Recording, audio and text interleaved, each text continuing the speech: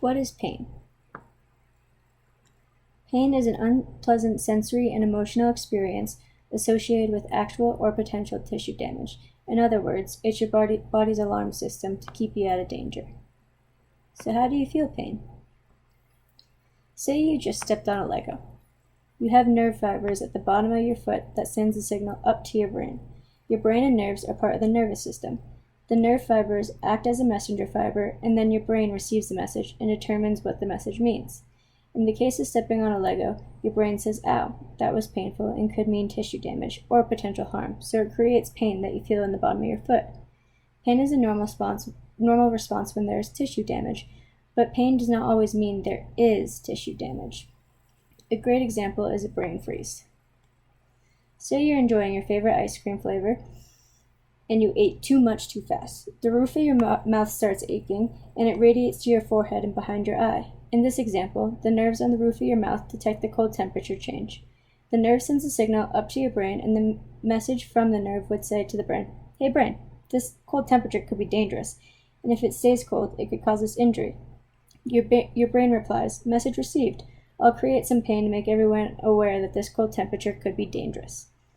The brain freeze is a great example of how one can experience intense pain in the absence of any tissue damage or real danger at all. A great comparison of this is how your home alarm can be triggered in the absence of a burglary. Your body's alarm system can send signals of pain in the absence of any real danger.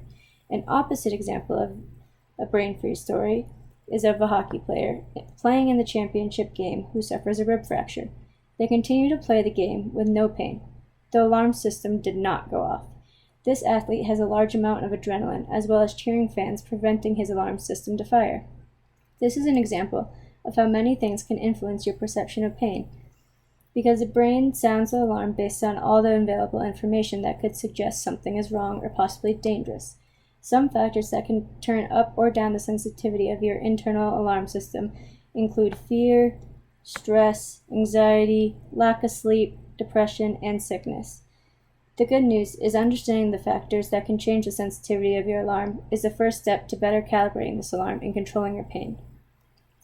During an injury, your internal alarm would sound exactly as it's supposed to. Let's use a house alarm system to talk about what can occur when your pain lasts longer than the time it takes for the injury to heal.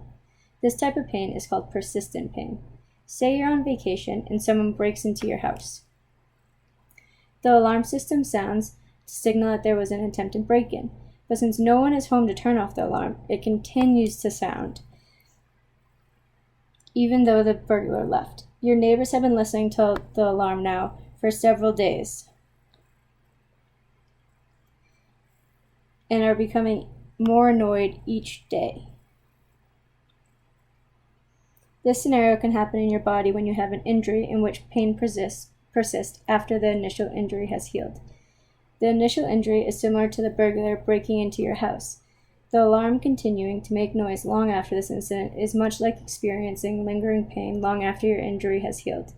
This persistent sounding of the body's alarm system can begin to irritate neighboring areas and systems of your body. This can quickly make your pain or injury seem even more disabling than before. Now let's bring it back to the house alarm.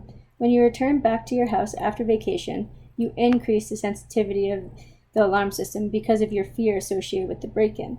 But now the alarm system is triggered when no one is trying to break in. If the wind blows too hard, the alarm goes off. Sometimes with an injury, the nervous system can become more sensitive and efficient in its messages to the brain. With the increased sensitivity, any movement might trigger the pain alarm in your brain.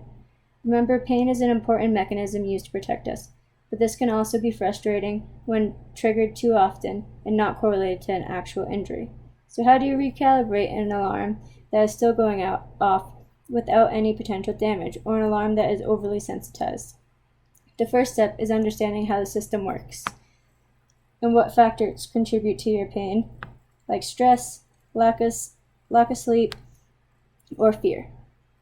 Then to recalibrate your alarm system using gradual and progressive movements to train the brain that the movement is not an actual or potential threat.